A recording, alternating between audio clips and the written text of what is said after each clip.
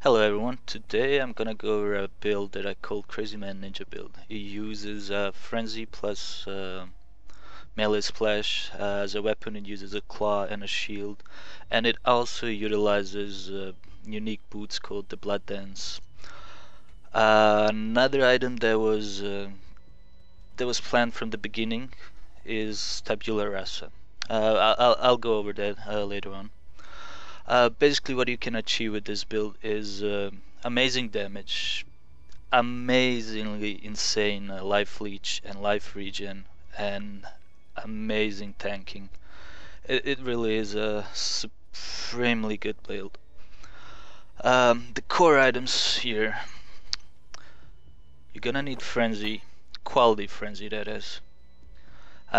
20% is desirable but not necessary. Anything is good, but I highly recommend 20%.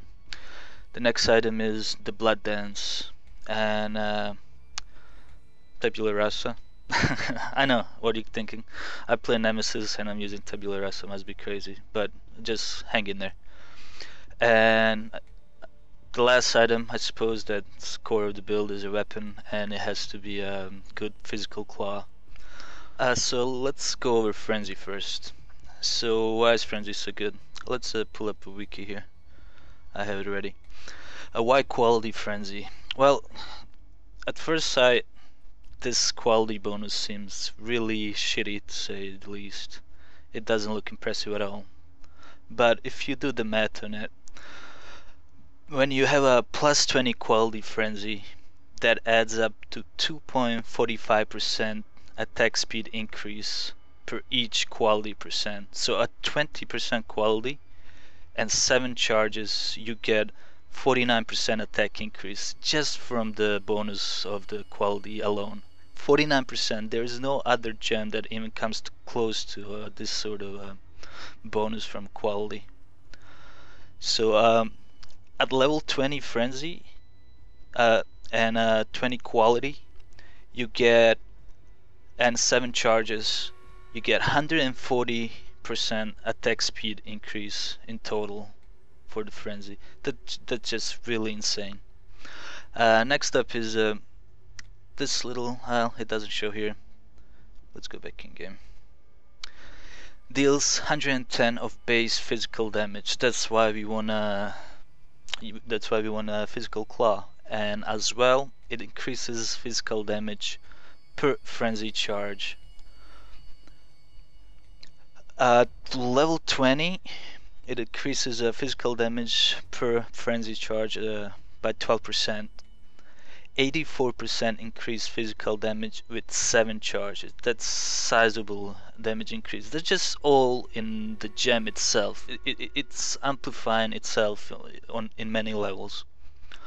Now the Blood Dance, a lot of people look at this and they dismiss it because it really does look like a shitty unique when you just kind of glance over it.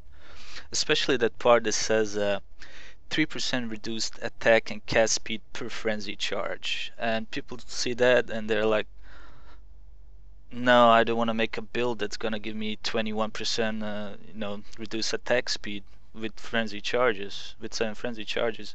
But another way to look at it is actually that's slightly misleading, that 3% reduced attack speed per frenzy charges.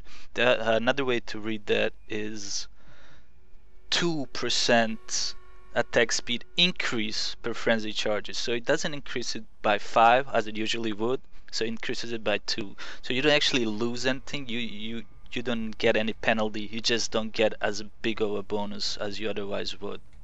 And of course, what makes this build work is that 1% life regen per second per frenzy charge.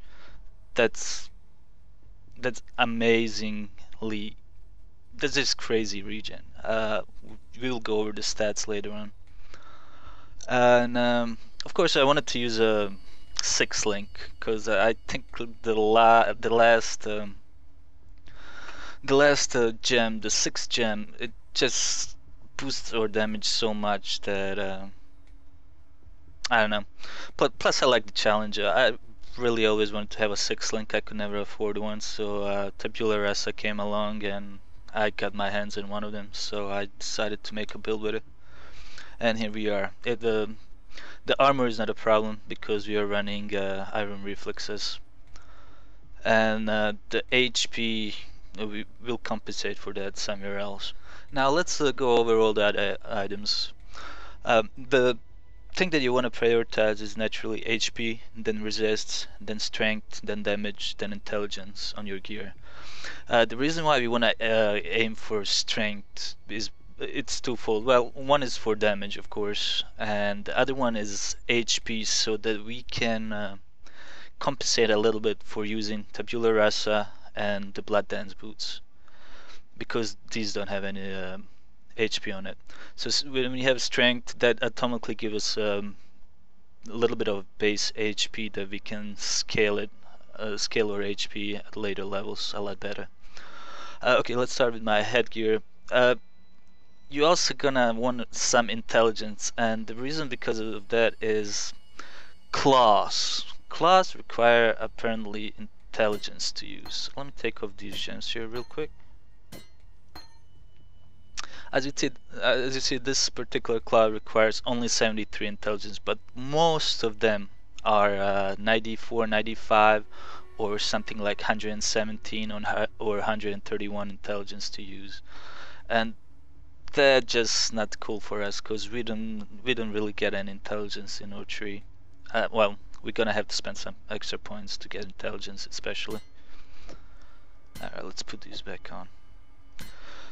On my necklace, as you see, strength, life, resists as much as I can. A lot of resist, then again a little bit of strength, little bit of int through that, plus all attributes. This is mostly the resist ring. And here's another one, mostly resists with strength and life. You know, we want to get as much life and as much strength as we can. These are good because of the chaos damage. They're nothing amazing, but they're okay. Boots, okay, that. Now belt. Ideally, you would want to use a rustic sash that gives you 24% increased physical damage, but I decided to go for the HP belt instead. Like this belt in particular is something like 160 health when you add it all up, which helps quite a bit because we don't have HP on our two other items.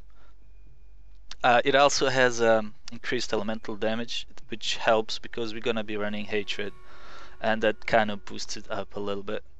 Ideally, you would want to use rustic, as I said, with increased elemental weapon damage, plus a lot of strength, plus a lot of life, and a lot of resist. As you see, this spell has really shitty resist, but it's enough to make me 75 all resist, so it don't matter. I don't need to be overcapped. On your shield, it is crucial that you get a shield with high armor or high evasion. Either one of those will do just fine. I just happened to run into this one, and as you see, this one has strength as well, and it has life, so it works out to be like something like I don't know, 104 HP when you add the strength in there, which is quite nice. Plus all the armor, which helps us quite a bit because, you know, tabula rasa don't have shit. That's about it for the items, I suppose. On your flasks, this is just my personal preference. I like staunching on both of my instant flasks, and then I don't run quicksilver, as you see. We're gonna use whirling blaze to move around when we need to. Basically, you will need flask warding, whatever it is. I got it on the granite, but you can use it on quicksilver if you use that, or jade. You want to use one of these, one granite of iron skin. That's gonna be your oh shit, type of button. And the other ones are just utilities. You can stack up jade and granite together to get some crazy amount of armor. If you decide to use jade, you basically want to have aim pull, and you want to have that plus 20 extra charges so that you can use it twice in a row. If it doesn't have plus 20, then it's more or less, I don't know. I don't want to say useless, but it's really gimpy. Alright, let's go over the gems that I use. I'm gonna pull them out here.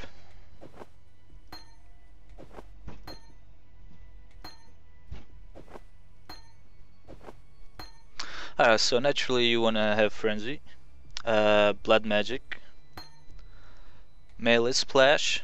I have 20. I paid out of my ass for this one, but the quality is really not required. It's nice. Any quality, if you can get like 8-10%, that would be good. It's really not required, but it's nice. Melee physical damage, really good. And of course multi-strike, that's amazing. If you, for some, like this build is made for tabula rasa. That was from the beginning, built up from the ground up, just to use tabula rasa. If you don't want to use tabula rasa and you want to use some 5 link, then you would want to remove added fire damage and keep all these other ones as they are. Okay, let's go over the other gems. Cast when damage taken. I'm experimenting with these right now, and I really don't want to say anything, but right now this is working okay. Like this set right here, level 6 cast when damage taken, and level 8 enduring cry. I have whirlwind blades here because I got nowhere else to put it, and I got summon skeletons. I could use that at level 10, but I don't have enough intelligence actually to level it, so I'm just using it as it is. I just started leveling this set here. Cast when damage taken, molten shell, increased duration, and I just happen to have a quality one, and immortal call. I'm gonna level this to level I forgot what it was. Whatever level it requires, level 59 I believe, 14 or 15, I'm not sure, something like that. I'm gonna level it to that level and see how it works, but that's just an experiment. For our auras, of course, hatred and grace, that goes without saying. And for curses, enfeeble and vulnerability. Oh, one thing I forget to mention about the curses. All our curses, well, both of our curses require high intelligence. So I'm currently using them both at level 6 and 7. It's enough. It's not that gimpy, but it's something to keep in mind when you find a piece of gear that has some intelligence on it like this. It's worth grabbing it so you can level some of these gems, as well as hatred. But hatred doesn't require that much, and we can get by with this easily. Let's go over the passives now. I started as a duelist, but you can also do it as a shadow. If you start as a shadow, however, you're gonna be slightly gimpier, in my opinion, until you are level like 86 plus. But after that, it doesn't really matter, it all equalizes. So you start with these nodes naturally, proceed through the armor nodes and this sweet little 6% HP. Go up here, grab the attack speed nodes as soon as you can, because that's a really good cluster to get. You can skip this one for till later, but this is a good node to get. It's 15% for 1 point, which is quite alright. You can't get, there aren't that many nodes that will give you that type of return on a single point investment. So we grab the Circle of Life and Path of the Warrior. It helps with the damage and life and more life. And we want to grab Sentinel because of the resists, and it helps because we use a tabula rasa. It's gonna help quite a bit with the armor that we gonna need so badly because we are melee. After that, well, when you get to the circle, I would say proceed to this so you can get some more regen, and then probably finish off this here. And I decided to take this route. There's many routes that you can take. You can go the upper route. I decided to take this route because I eventually plan to get the Ice Bite, which I don't know if it's gonna be worth it. We'll see later on. but I plan to get that, and I really wanted to get another frenzy charge and IR as soon as possible as I was leveling. So I proceeded getting all these health nodes, then getting this health nodes. I skipped these, then I went all the way up here, got this frenzy charge, got this first one, this first life leech. I think at this point I was level 62. That's when I actually started using the claw that I got. Till then I was just leveling with a great sword using double strike. We want to get this. This is a nice node. Basically 10 life plus 12% life, and this node right here is awesome. 18 damage, 8% attack speed, and 25 flat life, which is really good. That's what we want. And this is just attack speed. From here I'm gonna grab this node and this node and grab these 3 life nodes, and at that point I will be more or less complete with my build, and from there on I'll explore the other options. Another way to go is, if you are, big fan of a wavering stance, you can, spend 4 points to get here and spend another 3 points to get this with life nodes here. So 7 points to get this whole side here, which is really good investment. You could even switch out this and sacrifice, a little bit of damage to get unwavering stance till you level up enough where you can get all of it. I don't have unwavering stance for now. I haven't found it to be a problem yet, but if I do run into problems with it, I'm gonna spec into it. But for now, I'm just gonna keep it as it is. Oh, and this we will want to grab this cluster for many reasons, especially the accuracy. That's gonna help us a lot. The damage is okay, a little bit of attack speed, it all adds up to be really beneficial. In comparison to this cluster, this is a really amazing cluster. You get 52 I believe percent increased physical damage with just 4 nodes, which averages about 12.5% per point invested. You don't get that kind of investment for pure damage in this cluster, but you get other things like I mentioned. Accuracy, it's not to be dismissed. More accuracy, a little bit of attack speed, and this intelligence node we need it badly, so might as well grab it. Chances are you're not gonna have any intelligence on your gear, and you will be forced to take these nodes, and that's okay. If you have to take this node, then take it. If you don't, then good for you, you saved yourself 1 point. Believe that's it for the passives. Okay, now to complete this set we need a ninja suit, otherwise we wouldn't be Crazyman ninja build. So there's another thing that's absolutely required for this build. You cannot go out looking like this. Your character is just gonna be so depressed that he's so ugly, and if you play on Nemesis or Hardcore, your character is just gonna die. Like, he's gonna suicide even if you don't want him to. Like, look at him. Look at how ugly this is.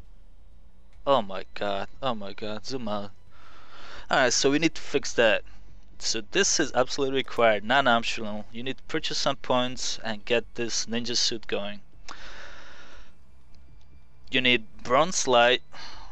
You can use any chest actually you want. What you really need is Fairgrave's helmet. That's the ninja helmet. That makes you super aware. Your character is just gonna refuse to die when you have that skin on. So let's get that on first. Oh my god, look at that. Look at that. This character just became like 30% more effective just from that. And this shield is really ugly. I hate it. I had spare the rest is courage, so I used that. Looks good for me. And of course this is the ninja suit.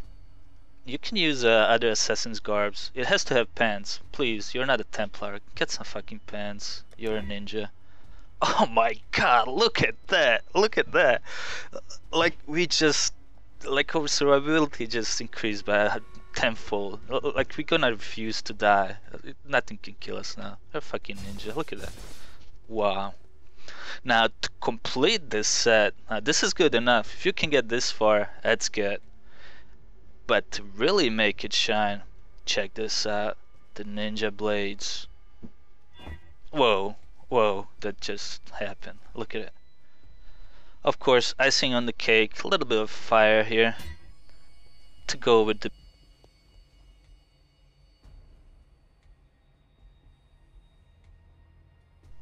I believe my microphone just reset.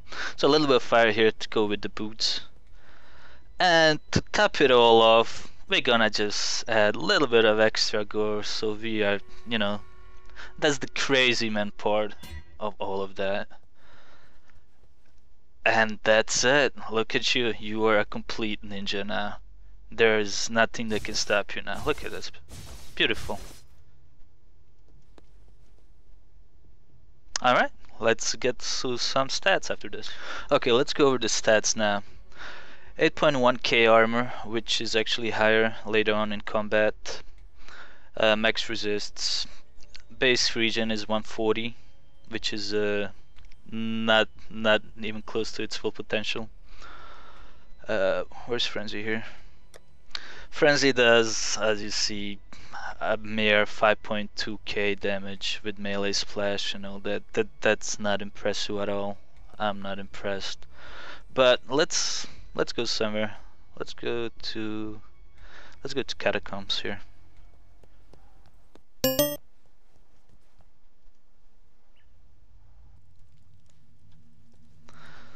Alright.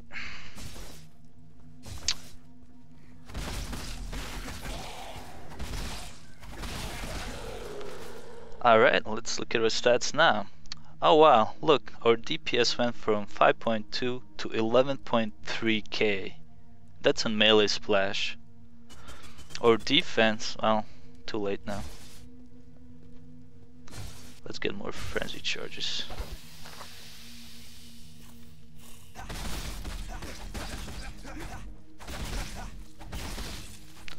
On defense part, now our armor increased to 8.7k. Our life regen 528 life per second. That's pretty good, don't you think? Those are the basic stats. So 11.3k DPS, 5.5k HP, 8.7k armor, 530 life per second. Let me show you the attack speed. I don't really know what the attack speed is. I just know it's fast. Ah, look at that. Alright, so attacks per second, 9.9 attacks per second. Almost 10. We'll get that higher up later on. That's it for the stats, I believe. Let's go back to our safety. Now, before I do a demonstration, I wanted to go over some things that you need to watch out for. Number one thing, and thing that that's our nemesis, is a nemesis. If you're playing a nemesis, nullifiers. They will remove all our charges. With 7 charges, you know, we are not gonna have 8.1k, 8.7k armor. We are not gonna have 500. We are not gonna have 530 regen. We are not gonna have 11.3k DPS. Nullifiers really nullify our build, so be wary of that. Another thing to watch out for is thorns, because you know you're attacking 10 attacks per second. You can easily rip if you are not careful, if there are a lot of thorns in a group. And of course, I think this is the case for every melee class, or well, every build, especially melee builds. Desync, it can be brutal. You'll get used to it eventually. Frenzy double strike does not desync nearly as much as no, did I say Frenzy double strike? I mean, Frenzy and multi-strike doesn't desync nearly as much as double strike plus multi-strike. That skill just, I hated it. I leveled as it, and I didn't think I could make it If Frenzy continued to desync as much as Double Strike did, I would not play this build still. It was really terrible. The annoying mobs, or the mobs that you have to look out for, are the new corpse vomiting birds. I think every build has problems with those. They're so annoying for us because they not only do a lot of damage, which is the small problem. The bigger problem is they run around so fast. We have to chase them, and they just run around all over the place. It's a nightmare to catch them all and kill them. The maps that we cannot do is no region. We are straight up gonna kill ourselves on no region maps because we attack so fast and we use Blood Magic Gem. You know, 10 attacks per second, you know, 188 mana. You multiply that by 10 and you see where it's going. If you're not hitting anything, chances are you're gonna die really fast. You're gonna kill yourself, not the mobs. Another mod that we suck with is Blood Magic, and we can do that, but we would have to, of course, remove Grace because we can't run anywhere else. And I just refuse to, you know, remove Grace while using Tabula Rasa. I'm just not gonna do. I could deal with removing Hatred. That's fine. We have plenty of damage. We don't care about that. But Grace is just too big of a deal for us. We cannot do Blood Magic. Well, the other mods go. I think those are universal for every build. You know, the common sense things: extra damage, minus max, and elemental weakness, stuff like that. We can do elemental weakness fairly easy. We switch out hatred with purity, and we are good to go. I mean, it really depends on your build. On your gear. We will have hard time overcapping or resists because, you know, 2 of our items do not have any resists at all, so we have to get it all from the other items. That covers it. Let's go do a map now. The map I'm gonna do today is just something easy. Level 67 map. Nothing special. I think this video is long enough already, so I'm just gonna speed through this. Oh, and I forgot to mention this. Instead of added fire, you can use faster attacks, and I highly suggest you use that if your claw has a really slow attack speed. Mine is pretty fast, so I'm using added fire. I'm not sure where it is, one of these. Ah, there we go. Added fire. Or you could do, for extra defense, you could do added cold damage, but it has to be plus 20% for the 10% chance to freeze and that increased chill duration. It's highly defensive. I use it on really shitty maps that I think are dangerous. I just swap that out, and good to go. It's really useful gem. Okay, let's go to the map. So nothing special here, just monster pack size, no stun. Let's go.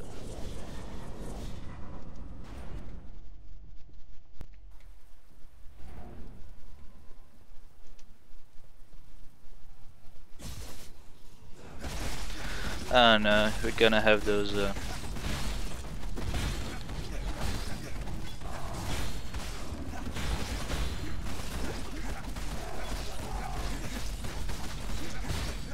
God, please no lightning thorns.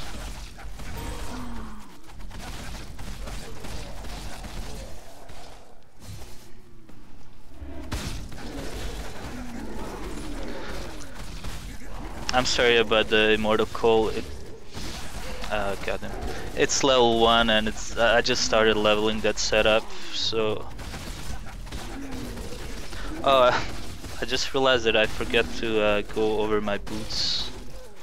I mean gems in the boots. I guess I'll do that while I do this map. It's basically bear trap with culling, item rarity to finish up rares, and blood magic because we need to. Another reason how I use culling and bear trap is for volatile blood. Some of them are really dangerous. Most of them we can handle just fine, but like those big rocks or bears that have a lot of HP, we don't want to melee them down and have them explode in our face and kill us, so I just use a bear trap.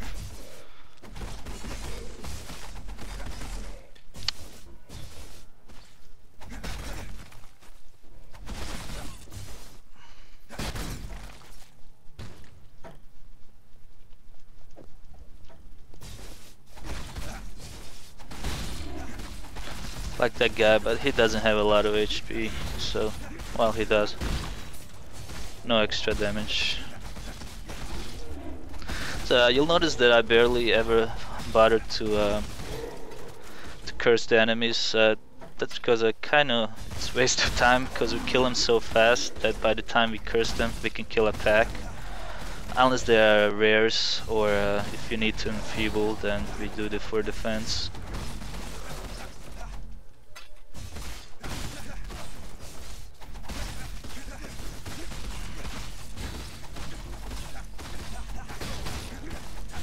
So much desyncing going on here. When I'm dealing with these guys, I like to... There we go. Called. When I'm dealing with these guys, I like to preemptively pop a grenade and just, you know, stay on the safe side. We have 3 defensive flasks, so use them freely as you see fit. Don't be cheap with those.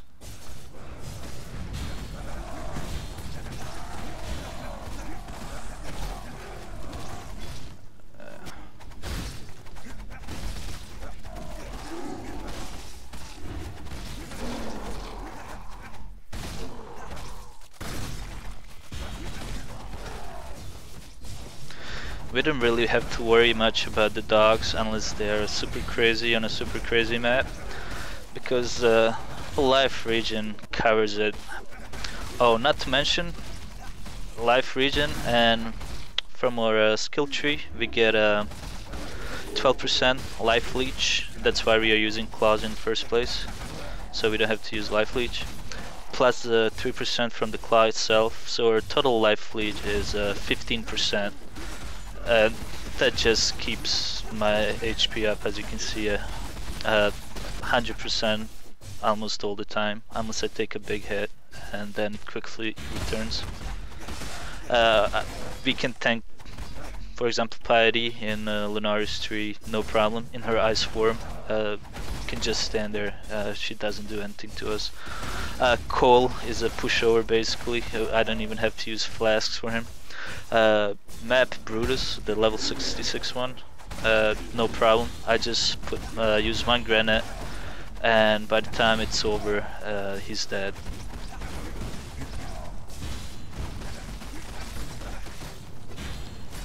Give me rares, no rares. I hear a Necro. That bastard.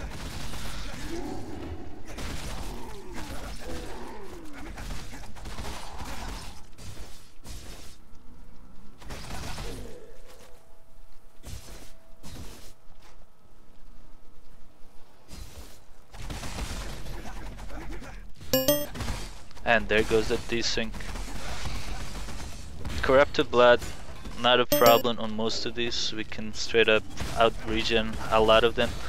But beware of the maps that have like extra damage, and then you have a rare with extra damage on it, and if it happens to be like a bear or you know, one of these hard hitting mobs like rocks or bears or zombies, you have to use staunching.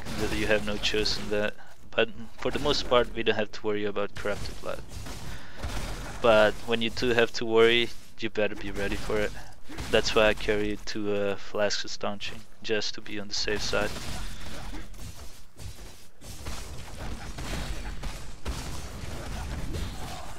That's a big pack.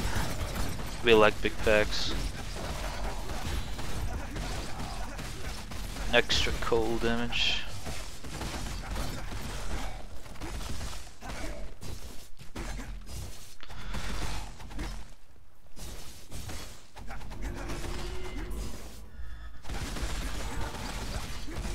You're the hex one.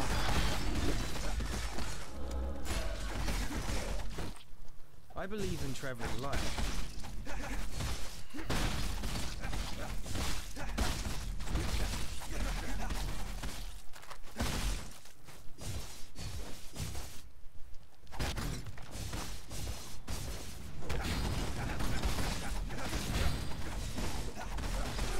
I'm sorry guys if this is too boring.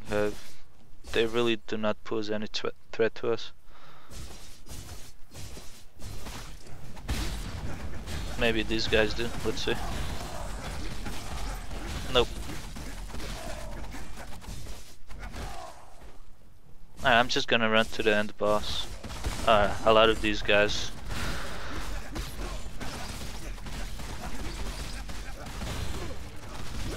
See? Nah, that was better. I don't even know what hit me. I don't care.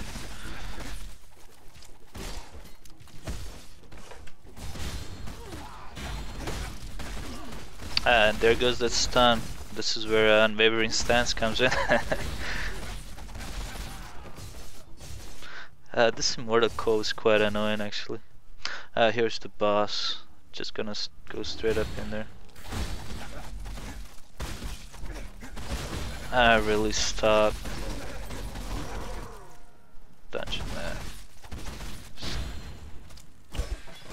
I believe in traveling light.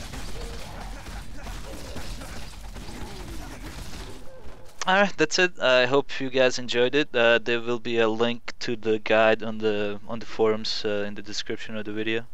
If you have any questions, ask on the Path to Exile forums, and I'll be more than happy to answer. This is still a work in progress. I'm still experimenting with different stuff, and hopefully you guys can give me some ideas, and we can together make this build even better than it is. I'm really impressed by this build, and this is Nemesis, by the way, if you guys didn't know. Till next time, take care.